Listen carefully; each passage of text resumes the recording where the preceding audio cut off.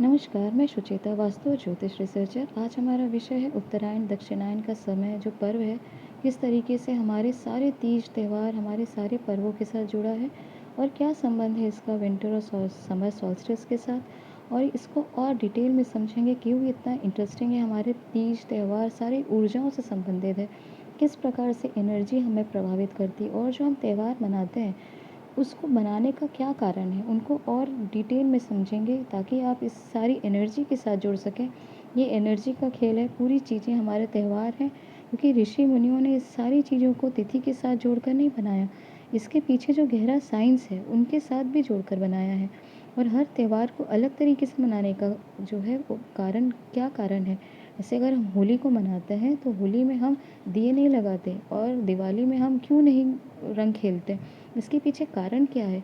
और जैसे कि हर त्यौहार के पीछे अगर आप देखें अमावस्या, कौन सी अमावस्या कितनी प्रभावी होती है, उसके साथ उतने ही खतरनाक जो है उसके नियम बताए गए हैं। आज की डेट के बहुत सारे जो नई जनरेशन है ये सारी चीज़ें भूलती जा रही हैं और इसका पूरा लाभ नहीं ले पाते। उन्हें लगता है कि बस ये तो आडंबर है और इसे तो हम बस ऐसे ही इसको एक बोझ की तरह इसको समझते हैं और उनको समझ में नहीं आता कि इसके पीछे क्या साइंस है।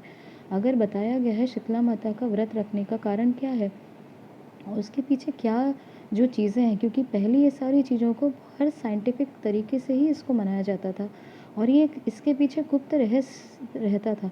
जैसे कि अभी हम देख रहे हैं सावन का महीना चल रहा है, सावन में दूध चढ़ाया जाता है, वो भादों में दही चढ़ाया जाता है। वहीं जब शिवरात्रि आती है तो क्या चढ़ाते हैं, गाजर चढ़ाते हैं।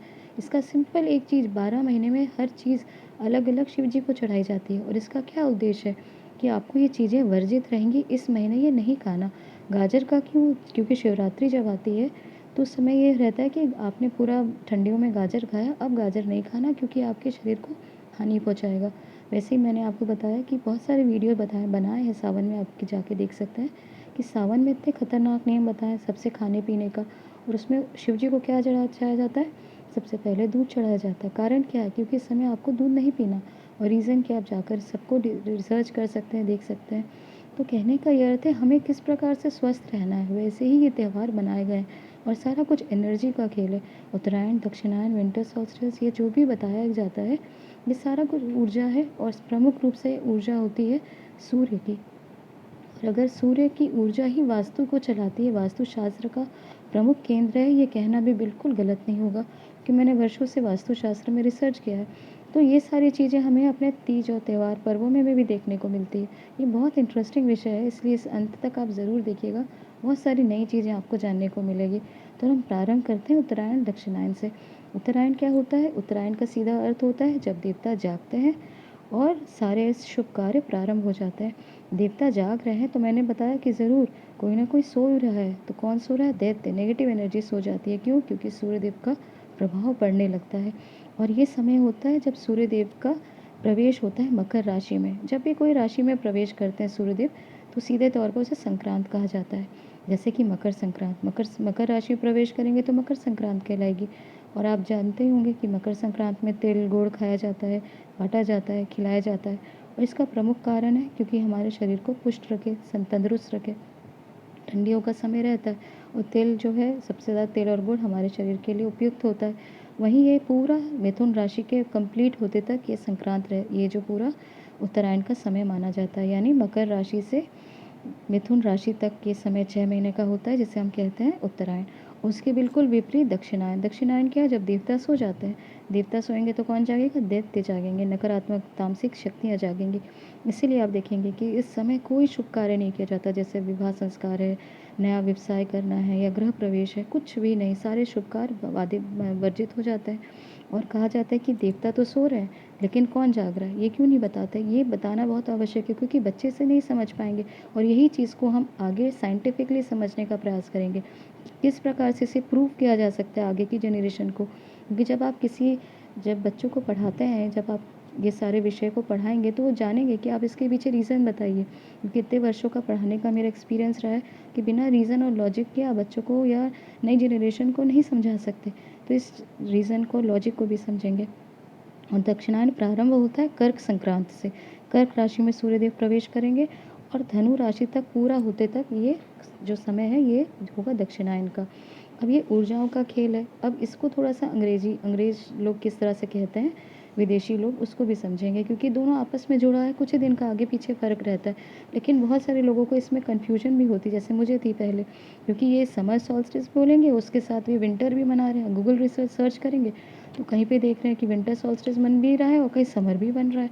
तो ये बहुत कन्फ्यूज़िंग था कि ये दोनों पर्व एक साथ कैसे मना रहे हो? दोनों को एक ही चीज़ क्यों कह रहे हैं, या विंटर सॉल्स्टिस ही कहें, अगर समर विंटर कहना है। तो पता चला कि ज़्यादा अब इसमें हमने रिसर्च की तो पता चला ये आपस में दोनों एक चीज़ नहीं है।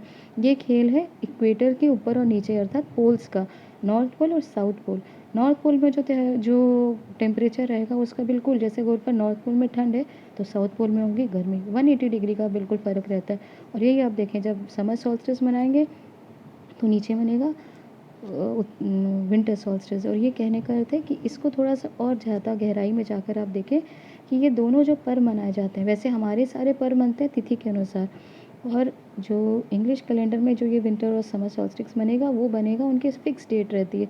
21 या 22 दिसंबर को बनेगा इनका विंटर समर सॉल्स्टिस। अब ये डिपेंड करता है कि आप कहाँ से इसको देख रहे हैं। और ये जुलाई का समय रहता है, जून 23 को हम मनाते हैं समर सॉल्स्टिस। अब हम यहाँ मनाते हैं क्योंकि हम नॉर्थ पोल की तरफ रहते हैं, यानी इक्वेटर के उत्तर की तरफ रहते हैं। तो ये चीज़ आपको जाननी पड़ेगी, और आप इसको थोड़ा और डिटेल में समझेंगे।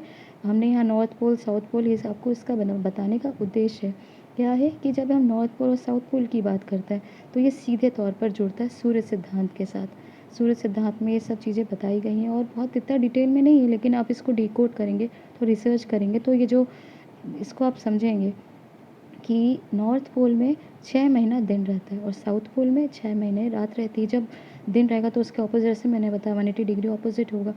तो ये आप आर्टिक और Antarctic, north pole south pole के साथ जोड़ कर देखेंगे। और जब नॉर्थ पोल में दिन रहता है तब हमारा मनता है उत्तरायण। और जब दिन रहता है तो दिन किसका रहेगा, जैसे हमारे लिए एक दिन एक रात, तो देवताओं दैत्यों का यहाँ पे सूर्य सिद्धांत में बताया गया है कि हमारा एक वर्ष उनका एक दिन होता है। तो एक वर्ष में दिन और रात, तो आप ये देखिए 6-6 महीने का समय रहता है, 6 महीना वहाँ दिन और 6 महीना रात। और आप कई इसको रिसर्च करके देख सकते हैं कि जब नॉर्थ पोल और साउथ पोल में अपोजिट रहेगा, जब वहाँ 6 महीना दिन रहेगा तो साउथ पोल में 6 महीना रात रहेगी। इसे मैं वापस रिपीट इसलिए कर रही हूँ कि इसे आप रिसर्च करेंगे तो देखेंगे आपको बहुत इंटरेस्टिंग लगेगा। ये सारा कुछ जुड़ा है सूर्यदेव के साथ, जब इनका मूवमेंट होता है उत्तरायण की तरफ और वहाँ पे दिन स्टार्ट होता है, और जैसे ही दक्षिणायन आएगा तो वहाँ रात हो जाएगी। तो ये चीज़ें आपको ज़रूरी है समझना कि ये सारी चीज़ फ्रिक्शन नहीं है, दैत्य और एनर्जी का यहाँ खेल है। 6-6 महीना दिन और 6-6 महीना रात, ये समझाता है कि किस प्रकार से ऊर्जाओं का वो स्थान है वास करने का। क्योंकि देवी देवता और दैत्य सबके मंदिर हैं। अगर आप किसी से पूछेंगे कि दैत्यों का मंदिर और देवी देवताओं का मंदिर में वहीं तो वो वास करेंगे, नहीं, ये वास करते हैं पोल्स की तरफ, ध्रुव में, उत्तरी ध्रुव और दक्षिणी ध्रुव। और वास तो देव मंदिरों में करते ही हैं। आप कहेंगे दैत्यों का मंदिर, हाँ, दैत्यों का भी मंदिर होता है। जैसे काशी विश्वनाथ आप जाएंगे तो, यानी काशी आप जाएंगे तो वहाँ विश्वनाथ भगवान का शिवलिंग ही नहीं है, वहाँ उनका ही मंदिर नहीं है, वहाँ पे उनके आसपास उनके गणों के भी मंदिर है, दैत्यों के मंदिर है। और वो दैत्यों का मंदिर बहुत रहस्यमय या ऐसी जगह है जहाँ पे लोग जाते नहीं, उसे निषेध मानते जाना। वहाँ पे दैत्यों के मंदिर में दैत्यों का शिवलिंग है। इसलिए कहा गया है कि हर मंदिर में, हर जगह का प्रसाद, हर मंदिर में जाना, या आप पहले जानें उसका इतिहास तभी आप जाएँ। वैसे ही हिडिंबा माता का मंदिर आप देखेंगे हिमाचल में या उत्तराखंड में बहुत सारे नेगेटिव एंटिटीज़ या नेगेटिव देवी देवताओं का भी मंदिर है, जिसे हम देवी नहीं मानते। जैसे हम लक्ष्मी माँ को, माँ सरस्वती को देवी मानते हैं, माँ हिडिंबा को भी वहाँ पूजा जाता है, भले वो अलग फॉर्म में पूजा जाता है, लेकिन एनर्जी है तो उसको अलग तरीके से उनका वो है साधना का समय। लेकिन फिर भी अगर हम कंप्लीट वास की बात करें, जो हम किस प्रकार से जो है स्थान होना चाहिए, एक स्थान की बात करें, तो वो नॉर्थ पोल और साउथ पोल को देखा गया है। इसलिए एक साइंस यहाँ पे जुड़ता है वास्तुशास्त्र का। वास्तुशास्त्र में इसको बहुत इंटरेस्टिंग, बहुत गहराई से समझाया गया है ये काल चक्र को। जब हम ये देखें कि वास्तुशास्त्र में बताया गया है कि उत्तर का जो समय होता है, उत्तर एक स्थान ही नहीं है। उत्तर में अगर आप देखें तो ये बहुत ज़्यादा आपको इंटरेस्टिंग ये जानकारी रहेगी कि उत्तर में वास्तुशास्त्र में बताया गया कि उस चीज़ को खुला रखना चाहिए, उस स्थान को खुला रखना चाहिए अगर आपका प्लॉट है। यहाँ पे कई लोग बोलेंगे कि पॉजिटिव मैग्नेटिक वाइब्रेशंस आती है, हाँ वो पॉजिटिव एनर्जी आती है और इसीलिए बताया गया है कि बंद रखेंगे अपना दक्षिण का स्थान, क्योंकि यमराज का स्थान नहीं है। अब इसको थोड़ा-सा अपनी दैनिक दिनचर्या में देखें। जब आप भोजन करते हैं तो बोला जाता है आपके बड़ों के द्वारा कि दक्षिण की तरफ मुँह मत करिए। दक्षिण की तरफ मुँह करके खाएँगे तो आप अस्वस्थ हो सकते हैं। आप उत्तर की तरफ पूजा करेंगे तो आपको ये लाभ होगा, उत्तर की तरफ आप मुँह करके पढ़ेंगे तो आपकी लाइफ के जो भी मैंने बताया था कि उत्तर की तरफ मुँह करके आपके कोई प्रश्न है, उत्तर की तरफ मुँह करिए, आपको उत्तर अवश्य मिलेगा। जीवन में बहुत सारे ऐसे का समय आता है कि जब आपको हल नहीं मिलता, तो ये सारी चीज़ें वास्तव में बताई गई हैं और यही चीज़ है कि हम इन एनर्जीज़ को देख के समझ पाते हैं और ये एंटिटीज़, ये ऊर्जाएँ, ये इनका स्थान होता है नॉर्थ पोल और साउथ पोल और यहाँ पे जब ये एनर्जी जागती है तो हमें अलग तरीके से प्रभावित करती है। पॉजिटिव एनर्जी है, सूर्यदेव का प्रकाश है तो नो डाउट ये आपको एनर्जाइज़ करेगी, आपको नेगेटिविटी से बचाएगी और यही अगर नेगेटिव टाइम होगा जब देवता जगेंगे, तामसिक शक्तियाँ जागेंगी, नेगेटिव एनर्जी आपको परेशान करेगी, तो निश्चित तौर पर हमारे पूरे जो पर्व हैं, आप देखिए होली को छोड़कर ज़्यादातर हमारे पर्व हैं देवगुरु गुरु पूर्णिमा से लेके जो भी पर्व मनाए जाते हैं जैसे गणेश पक्ष है, पितर पक्ष है, उसके बाद नवरात्र है, देव दिवाली है, जो एकदम आखिरी में मनाया जाता है। ये सारे पर्व जो मनाए जाते हैं ये सारे ज़्यादातर दक्षिणायन में, क्योंकि एनर्जी लो होती है, तामसिकता बढ़ जाती है। तो हमारे ऋषि मुनियों ने देखा कि किस प्रकार से मनुष्यों को अपनी एनर्जी इनकी सही रखने के लिए पर्वों को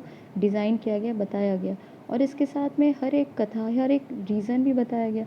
परंतु इसको आप जब डिकोड करके समझेंगे तो आप जानेंगे कि हर एक पर्व बहुत साइंटिफिकली डिज़ाइंड है। जैसे मैंने बताया कि शिवलिंग में जो चीज़ें चढ़ाई जाने का एक-एक पर्व होता है, हर एक पर्व को हम कितने गहराई से समझते हैं। वहीं अगर आप देखें, अभी मैंने पिछले वीडियो दिया था कि अमावस्या का समय है, अमावस्या के समय जो होता है हरियाली अमावस्या, अमावस्या में आप देखें कि जो चाँद है वो अस्त रहते हैं।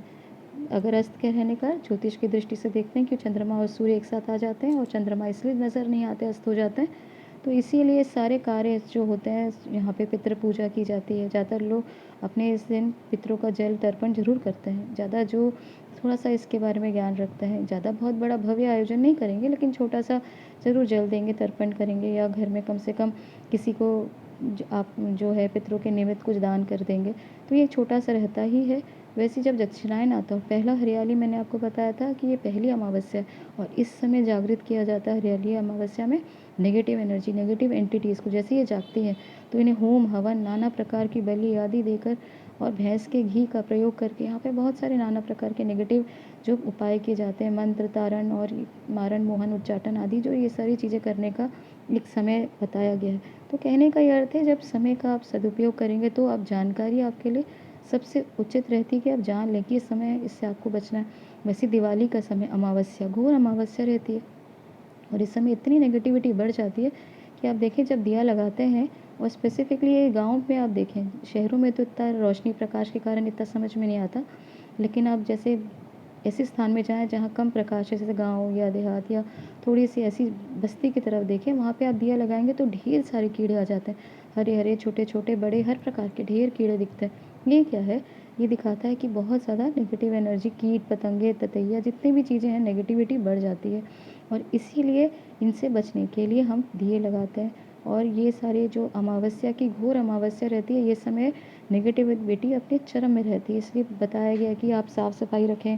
पूरे घर को लिपाई-पुताई की जाती है, घर के कोने-कोने को साफ़ किया जाता है, दिए लगाए जाते हैं और इसका उद्देश्य यही है कि नेगेटिविटी से हमें किस प्रकार से बचना है। कथा तो है ही कि राम के ऊपर, और देखिए कहानी तो दोनों की सेम है। होली की बात करें लेकिन त्यौहार को अलग-अलग रूप में मनाया गया। अगर होली की बात की जाए, क्योंकि हम पर्वों और त्योहारों की बात कर रहे हैं, तो होली और दिवाली में सेम ऑब्जेक्टिव, सेम ऐसी कथा है जिनका एक ही उद्देश्य है, यानी सत्य के ऊपर असत्य की जीत। होली में हम क्या करते हैं, देखते हैं होलिका मारी गई और जिसको वरदान प्राप्त था उसके बावजूद होलिका मारी गई, और यहाँ पे हम दिवाली में देखते हैं रावण मारे गए और रावण का क्या था, वे शक्तिशाली थे, मान जाता है ज्ञानी थे, उसके बावजूद रावण का अंत हुआ। कहने का अर्थ है दोनों में सत्य पर असत्य की असत्य पे सत्य की जीत हुई, माफ़ कीजिएगा।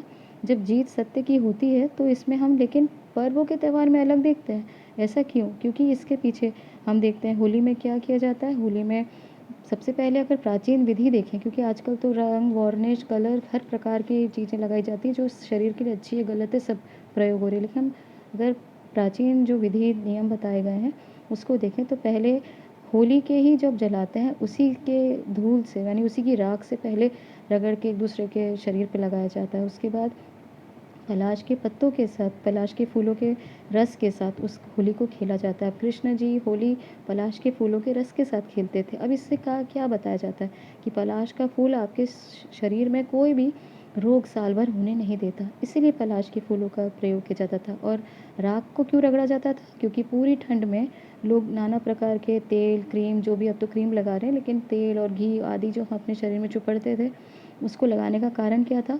इस सब चीज़ों को लगा के हम अपने शरीर को जो शुष्क यानी ड्राई होने से बचाते थे। तो ये इससे बचाने के लिए हमने क्रीम और अनेक प्रकार के नाना ऑयली तत्व लगाए हैं और इसको रगड़ के हम अपने रोम छिद्र साफ़ करते हैं। और यहीं पे आप देखें कि जब रोम छिद्र साफ़ होंगे तो उसके ऊपर अगर आप लेप लगाएँ और उसके बाद क्या होता था जब हम होली खेलते हैं, जब पहले राख से खेलेंगे, सेकंड स्टेप होता था कि बड़ों के पाँव में, उनके बड़ों के स्पर्श, पाँव सिर्फ सीधा स्पर्श नहीं करते थे, क्योंकि हर त्योहार में हम बड़ों के पाँव स्पर्श करते हैं, चरण स्पर्श करते हैं। तो यहाँ पे चरण स्पर्श हम सिर्फ ऐसे सिंपल नहीं करेंगे, उनके पाँव में हम उपटन लगाते थे। ये आप इसको देखिएगा कि पुरानी पिक्चर में भी आप देख सकते हैं ऐसा हो। इस तरह से 1-2 दृश्य आप, मुझे पिक्चर का याद नहीं है नाम, लेकिन ऐसे दृश्य हैं जहाँ पे ऐसा दिखाया गया है कि पहले उपटन लगाया जाता था, उसके बाद होली खेली जाती है। आज भी कई गाँव में आप जाएँ, किसी भी गाँव में जहाँ इन प्राचीन नियमों का पालन किया जाता है, वहाँ पे पहले राख से खेलेंगे। राख से शायद हर जगह नहीं भी खेलें, उत्तर भारत में सब आजकल शायद ये सारी चीज़ें इतना मान्य नहीं है, लेकिन फिर भी उपटन लगाया जाता है, उसके बाद ही होली खेली जाती थी। और वो भी पलाश के फूलों के साथ या हर्बल, जिसको हम कहते हैं हर्बल चीज़ों के साथ खेली जाती थी, ताकि आपको साल भर स्किन डिजीज़ ना हो। ये सब हम अपने वीडियोज़ में बताएँ, और भी उपाय बताएँ, आप जाकर उसकी चीज़ों को देख सकते हैं। दिवाली को भी इसी तरह से मनाया जाता है। सारे पर्वों को बनाने का कारण था और यही सारी चीज़ें, भले वो शीतला माता का व्रत उपवास किया जाए, जब शीतला माता का ठंड में करते हैं, बेसिकली अक्टूबर में आता है शीतला षष्ठी, उस समय जब हम व्रत रखते हैं तो इसका ये अर्थ होता है कि अब आप बासी चीज़ खा सकते हैं। और यही चीज़ हम मार्च में उपवास आता है होली के आसपास, उसमें भी शीतला माता की पूजा करते हैं। मार्च में एक व्रत होता है, बेसिकली ये बहुत ज़्यादा ईस्ट पार्ट ऑफ इंडिया यानी बंगाल, आसाम, उड़ीसा में बहुत मनाया जाता है और बहुत प्रमुख त्यौहार होता है शीतला षष्ठी। और उस समय पूरी तरह से ध्यान रखा जाता है कि आप उस समय जो है एक रिचुअल होता है कि इसके बाद आपको कोई भी बासी चीज़, रात की रखी हुई चीज़ या कोई भी ऐसा स्टेपल फूड, आपको स्टेल फूड खाना नहीं है। तो ये स्टेल फूड खाने से, बासी भोजन करने से क्या होगा, आप बिल्कुल, ये एक त्योहार के रूप में एक इंडिकेशन था कि आपको इसके बाद ये नहीं खाना है। तो कहने का ये अर्थ है कि सारी चीज़ें, त्यौहार जो बता रहे हैं, पर्व बता रहे हैं, एक रीज़न, एक लॉजिक है और इसके साथ पर्वों का, एनर्जी का पूरी तरह से एक समन्वय होता है। और इसी के लिए हम उत्तरायण, दक्षिणायन में जो हम देखते हैं एनर्जी का संयोग, अब देखेंगे बहुत सारी चीज़ों में आप इसको खुद से अब आप डिकोड करने का प्रयास करेंगे, किस प्रकार से पर्वों को मनाए जाने का जो है एक रिचुअल हमारे ऋषि मुनियों ने बताया है। मुझे लगता है ये काफ़ी इंटरेस्टिंग रहा होगा आपके लिए। तो ये जानकारी यहीं तक। धन्यवाद।